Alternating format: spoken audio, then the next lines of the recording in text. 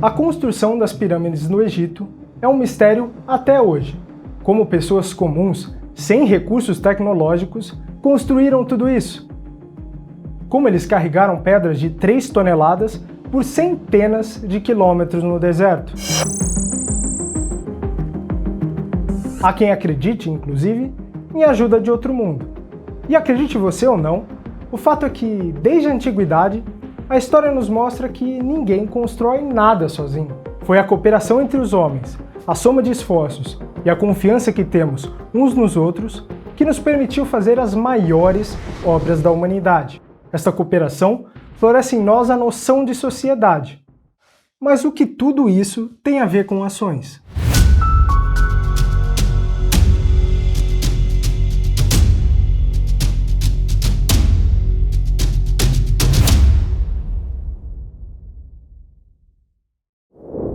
Eu sou Felipe Paleta e esse programa é sobre o incrível universo das ações. Aqui, eu vou te levar ao passado para te mostrar como tal senhor mercado nasceu e como ele se transformou nessa grande máquina que conhecemos hoje. Eu vou te mostrar como as pessoas se apaixonaram e quebraram na bolsa. Vamos voltar à essência da coisa para mostrar o mercado como ele realmente é. E nossa jornada começa nas recordações e nas transformações da Bolsa de Valores do Brasil.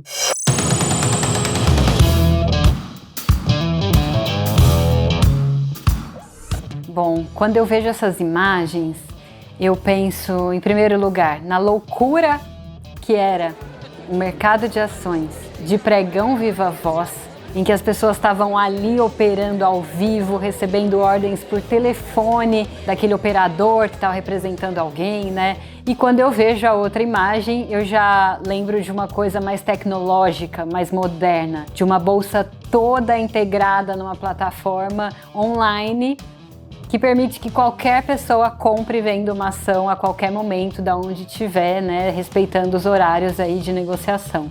Cara, acho que a principal memória, quando a gente vê o floor da B3, é muita agitação, né? Muita gente gritando, comprando e vendendo partes das empresas, né, as ações.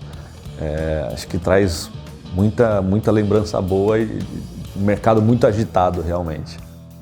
A bolsa no começo era muito negociada em pregão, né? Então você precisava de muitas pessoas trabalhando lá para atender telefonemas e operacionalizar as operações de compra e venda, né? Hoje em dia tem um implemento muito mais avançado da tecnologia, né? Então você consegue fazer isso pelo próprio home broker, você acessando a sua corretora, né, online, e operar de forma autônoma, né, sem a ajuda de um pregão ou de um operador. A tecnologia melhorou bastante, né? A maneira como se faz os negócios, como a gente se comunica, principalmente, né, com as empresas. Acho que o acesso à informação antigamente era praticamente zero, né? Para entender um balanço de uma empresa, você precisava pegar jornais e jornais, ler os balanços, em determinados momentos ir até a empresa para olhar os demonstrativos financeiros. Então, a tecnologia aumentou a velocidade de tudo, né? As bolsas mudaram a forma como os negócios são fechados, alavancando múltiplas oportunidades de negócios através do mercado acionário. Mas afinal de contas, o que é uma ação?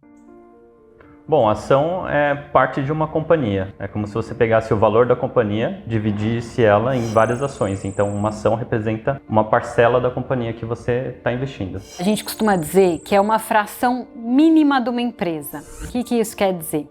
É o mínimo valor que vai representar uma empresa negociada na bolsa, ou seja, uma empresa de capital aberto.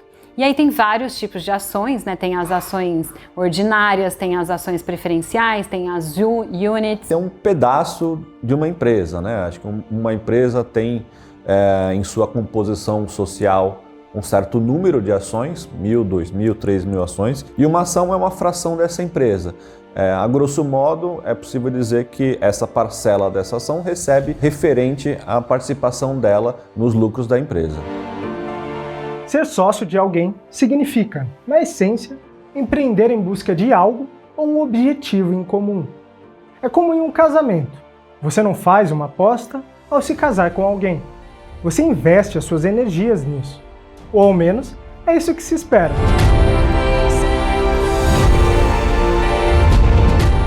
Mesmo assim, como em todo relacionamento, cada pessoa tem uma experiência inicial diferente. Eu comprei minha primeira ação, olha, eu acho que foi em 2002, um pouco antes de eu começar a trabalhar cobrindo o mercado financeiro. Eu comprei na época uma ação, acho que foi da Vale, por influência de alguma notícia, alguma coisa que eu vi na época e me despertou interesse. Eu não tinha em casa uma cultura de investimentos muito sólida, mas eu já tinha lido um livro de investimentos que eu tinha ficado apaixonada, que é o Mercadores da Noite, do Ivan Santana. E aí comecei ali a me interessar por economia e acabei comprando uma primeira ação já há 20 anos praticamente. Nossa, na verdade, quando eu entrei no mercado acionário, quando eu comprei ações, foi um basket, na verdade, não foi uma única ação. Eu queria realmente pulverizar um pouco do meu patrimônio em diversas ações. Eu acho que foram umas 10 ou 11 ações, mas com certeza tinha Petrobras, Itaú e Vale. Eu queria ficar muito próximo ao que o índice representava naquele momento. Eu comecei por Vale porque era a minha zona de conforto. Era uma empresa super conhecida na época, né? Companhia Vale do Rio Doce ainda. Então, era uma empresa gigante no Brasil, que era uma das empresas mais representativas no nosso índice de ações. Então, era mais fácil começar por uma empresa mais conhecida, né? Quando você desconhece, você tende a ir primeiro ali pela sua zona de conforto. E aí depois, com o tempo, aprendendo, estudando outras empresas, conhecendo melhor outros setores, me aprofundando no estudo da economia, eu fui fazendo uma carteira com mais ações. Lá em 2000, 2001, a maneira como a gente fazia a análise de ações era muito rudimentar ainda, né? Estava começando as planilhas eletrônicas, a maneira como se faz hoje a análise fundamentalista. Então, naquele momento, o que a gente fazia era principalmente análise de múltiplos, comparando o preço da ação, o valor da empresa com o lucro que a companhia estava apresentando nos últimos meses, projetando de alguma maneira o lucro para frente conforme o mercado. Era muito mais nesse feeling do que especificamente hoje, que a gente coloca tudo na planilha e faz a conta na ponta do lápis realmente. Eu acho que quem está começando é melhor começar pela zona de conforto do que não começar. Mas o ideal mesmo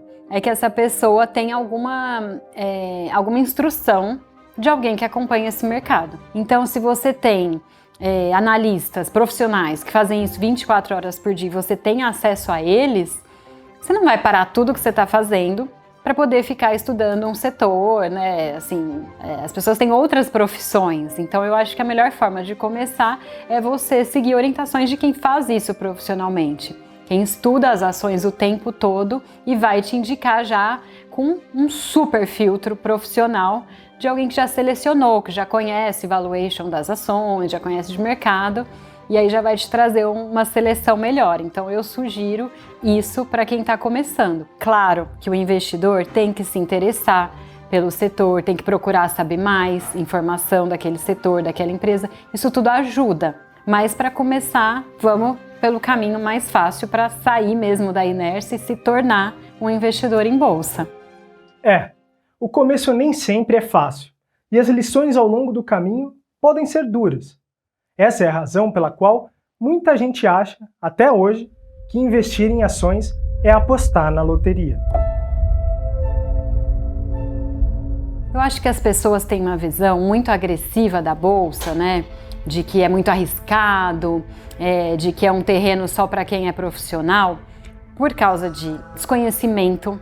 Parece ser uma coisa mais complicada do que realmente é. Porque a gente não vive ali num país que tem uma cultura de investimentos, desde que você nasce, você já ganha ações dos seus padrinhos, né? Hoje aqui no Brasil, você ganha poupança, na melhor das hipóteses, quando não é alguma coisa totalmente perecível, né? Eu acho que muitas pessoas entram na bolsa querendo comprar e querendo ganhar dinheiro muito rapidamente, né? Então, eles acabam virando refém da oscilação, da volatilidade, movimento de rotação que a gente vê no dia a dia.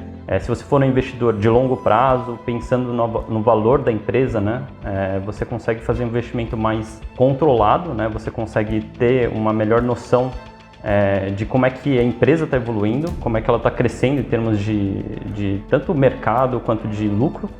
E aí você consegue um investimento um pouco mais balizado, né? Que ao longo prazo você perde esse efeito de oscilação e de movimento de trading, né? Que a gente vive no dia a dia. E o que reflete mais é o valor da companhia, o que ela está entregando ao longo do tempo, né? E eu acho que é uma falta de conhecimento também do conceito de risco. Porque costuma-se dizer que a ação é um investimento de risco. Mas a gente tem que entender o que significa esse risco. É mais arriscado que o quê?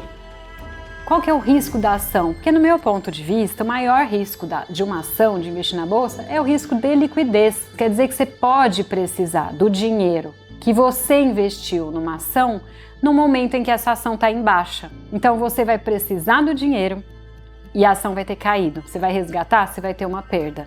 Isso se resolve com planejamento, com você entender o objetivo para aquele dinheiro que você está investindo. Se você sabe que você pode precisar do dinheiro no médio prazo, aí um prazo mais curto e que a ação tem essa volatilidade, você não põe esse dinheiro em ações. E aí você já reduz esse risco. Aí você passa a ter outros riscos, o risco da empresa quebrar. Poxa, né? Quantas empresas que quebram você comprando uma ação? O que é mais seguro que isso? Então é difícil, né? Às vezes as pessoas deixam de investir em ações para colocar numa renda fixa, e é uma renda fixa que tem mais risco, muito mais risco do que a bolsa de valores. Para entender como essa visão de bolsa que temos hoje se consolidou, é importante darmos 2 passos atrás e resgatar a essência do que realmente é investir em ações. Tudo começou no século XVII, quando a noção de nacionalismo se tornava mais latente, e o conhecimento do mundo e das riquezas além das fronteiras chamava a atenção das grandes potências da época. Grupos de pessoas influentes passaram a se reunir com o objetivo de construir sociedades de participações, para financiar as empreitadas e explorar as riquezas do além-mar. Essas frações dos lucros das incursões passaram a ser amplamente negociadas na antiga Companhia das Índias Orientais, na primeira bolsa organizada de que se tem registro. Avaliar as oportunidades que apareciam, assim como funciona nos dias de hoje, não era uma tarefa fácil. Mas muitas coisas, acredite você ou não, continuam sendo feitas de forma muito semelhante. No final das contas, a gente precifica todas as ações com base no fluxo de caixa futuro que aquele ativo vai proporcionar ao investidor, né? Então, acho que olhar para o futuro, entender qual que é o fluxo de caixa e transportar para o presente, isso não se altera de um bom punhado de anos para cá. Mas a maneira como você faz os cálculos, isso sim alterou completamente, né? Hoje a utilização da tecnologia muda completamente a maneira como você calcula o valor da empresa, mas o valor intrínseco, ou seja, o desconto de fluxo de caixa, permanece o mesmo. Foi através dos avanços tecnológicos provocado pelas guerras, potencializado pelas revoluções industriais e da recém-nascida noção de vantagem competitiva, criada por Adam Smith, que os mercados se organizaram ao ponto de criar ambientes mais propícios a negociações de participações acionárias. O fracionamento do capital das empresas permitiu a captação de grandes montanhas de dinheiro. Aos poucos, as histórias daqueles que ficavam ricos se somavam, atraindo cada vez mais a atenção das pessoas, que obviamente também queriam fazer parte da festa. Para atender essa demanda, o mercado de compra e venda de ações passou a se organizar em verdadeiras bolsas de intermediações de valores mobiliários, dando uma cara ao mundo capitalista como conhecemos hoje em dia. A noção de mercado, ela é intimamente ligada com o conceito de produzir mais com menos. Acho que esse é o princípio do capitalismo, né? Esse é o princípio das teorias que envolvem o ser humano buscar maneiras e sempre produzir mais com menos. Então acho que esse foi um ponto fundamental aí da ligação entre o capitalismo e o mercado. Pois é. E essa noção de que dentro das responsabilidades sociais que cabem ao Estado, em que a prosperidade da sociedade se dá por meio do interesse particular de cada um de nós, pegou tanto que em 1929 a conta chegou e muitas lições foram deixadas para os novos investidores. No início do século XX, com o fim da Primeira Guerra Mundial e o superávit comercial crescente dos Estados Unidos, que lucrou com o abastecimento global em meio à guerra, levou o país a um período de prosperidade econômica que refletia exageradamente, como soube-se depois, no preço das ações. No entanto, a queda da demanda europeia, afetada pela Primeira Grande Guerra, promoveu um esgotamento rápido do ciclo de bonança, levando diversos americanos ao desemprego e forçando um movimento de queda no preço das ações nunca antes visto. Cenas de desespero nas ruas de Nova York são lembradas em quase todo o movimento atual de queda das ações. 1929 rendeu filmes, livros e é um marco na história moderna do investimento em bolsa e uma recordação viva dos exageros cometidos pelos sócios de todo o mundo. Como definiu Robert Shiller em seu livro Exuberância Irracional, assim como as economias flutuam entre ciclos de expansão e retração, os mercados flutuam entre ondas de otimismo e pessimismo, nem sempre coincidindo com a verdadeira capacidade das empresas de gerarem lucro aos seus acionistas. Essa definição é importante, pois ajuda a explicar os rumos que o mercado acionário tomou quase um século mais tarde. Investir em ações não significa mais apenas avaliar negócios como significava antigamente. Na tela do computador, códigos de letras e números se confundem com gráficos e algoritmos, fundamentalistas, grafistas e quantitativos. São múltiplas as escolas de avaliações de oportunidades. Não há certo ou errado, mas sim o jeito certo de fazer cada uma delas. Não tem um perfil específico de investidor de bolsa e investidor que não é de bolsa. Na minha visão, qualquer pessoa pode investir na bolsa. Qualquer pessoa. Uma pessoa que tem menos dinheiro, que você tem R$1.000 para investir, uma pessoa que tem 20, 30 milhões para investir, você pode investir na bolsa. O que vai diferenciar é a sua necessidade de dinheiro, é a liquidez, é o objetivo que você vai ter com aquele dinheiro. Então é só você entender essas variáveis para você fazer uma boa escolha de ações para o seu perfil. Uma pessoa conservadora pode ter dinheiro na bolsa? Pode. Se ela puder deixar por um prazo mais longo, ela pode ser uma investidora em bolsa, né? No longo prazo, entende-se que a economia vai crescer, que os países vão crescer. A tendência é de crescimento da bolsa no longo prazo. Então as crises vêm e vão, mas no fim a bolsa está subindo, né? Ao longo do tempo. Então todo mundo pode investir na bolsa para um longo prazo. Sim, eu acho que é muito importante você se questionar e também responder os questionários que as corretoras colocam, né, para saber qual que é o seu perfil, porque a ação, querendo ou não, tem muita oscilação, né? Todo dia o preço varia. Então você tem que ter estômago, você tem que ter cabeça, né, para saber o que você quer investir e saber quanto que você vai aturar de oscilação de preço. Então é muito importante você saber o perfil que você tem, mas é claro que todo perfil você pode ter um pouco de alocação dentro da classe de ativos de renda variável, né? Eu acho que todo mundo precisa ter um pouco do seu patrimônio em bolsa, obviamente, dependendo do padrão de investidor. Tem muitos investidores que são mais conservadores, outros um pouco mais arrojados. Então acho que isso vai depender, mas é difícil conseguir encontrar explicação para que ninguém tenha hoje uma parcela, mesmo que pequena, do seu patrimônio em ações. E aí, se é uma pessoa que, mas eu preciso investir para ter renda, eu quero colocar dinheiro, eu quero que esse dinheiro já me dê um retorno mensal, você pode conseguir isso com ações? Sim, você pode investir em ações que pagam bons dividendos. Então qualquer perfil de investidor pode ter ações na bolsa.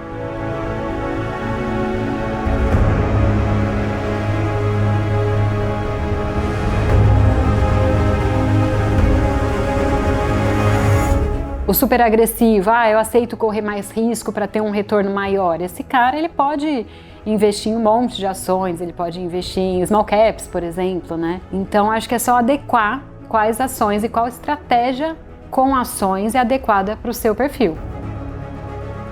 Investir em empresas através da bolsa foi o que tornou democrático o acesso às verdadeiras boas oportunidades de ganhar dinheiro. Entre 100 a 10 milhões de ações existe a garantia de que, pelo menos em termos percentuais, o seu retorno pode ser o mesmo daquele investidor rico e famoso. Investir em ações é sim para todo mundo, mas para cada perfil há uma estratégia diferente para selecionar as melhores empresas. A gente costuma falar curto prazo, médio prazo, longo prazo, né? O que é esse longo prazo? Quando eu falo que é importante você ter ciência, às vezes, que ações é um investimento para longo prazo, eu estou querendo dizer que você não vai investir em ações hoje e amanhã ficar olhando o preço e depois, no outro dia, olhar o preço e semana que vem, e mês que vem. É para um prazo mais longo, é um prazo de crescimento dessa empresa, é um prazo do mercado reconhecer o valor crescente dessa empresa. Então, assim, existem tabelas no mercado de que curto prazo, dias, semanas e poucos meses, médio prazo seria um negócio de 6 meses até um ano. Para mim, eu vejo longo prazo como um investimento a partir de 2 anos, 3 anos. Isso é como eu encaro o investimento em ações de longo prazo. Então, se você não vai precisar de dinheiro nos próximos 3 anos, acho que é tranquilo investir em bolsa, né? A gente atravessou várias crises econômicas e você vê que a bolsa cai, ela se recupera num horizonte de 2 a 3 anos, na maioria das vezes.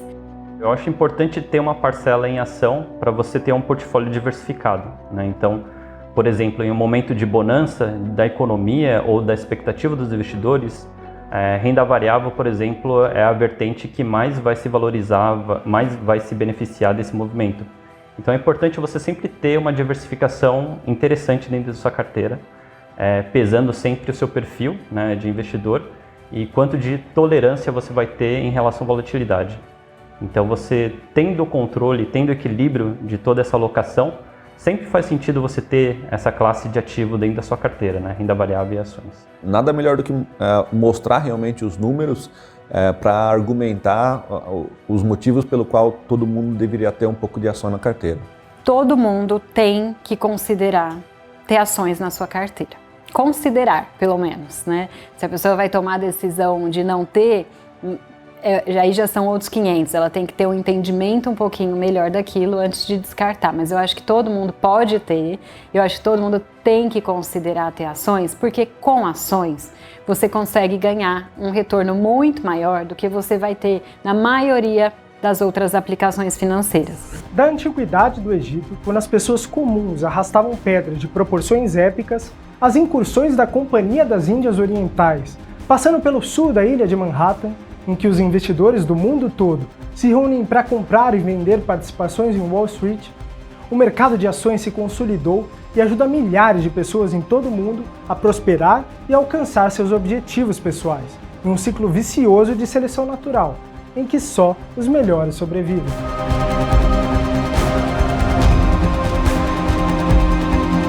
Nos próximos episódios, vamos viajar por uma série de lições que podem te ajudar a começar, sem cometer os mesmos erros de quem já faz isso há muito tempo.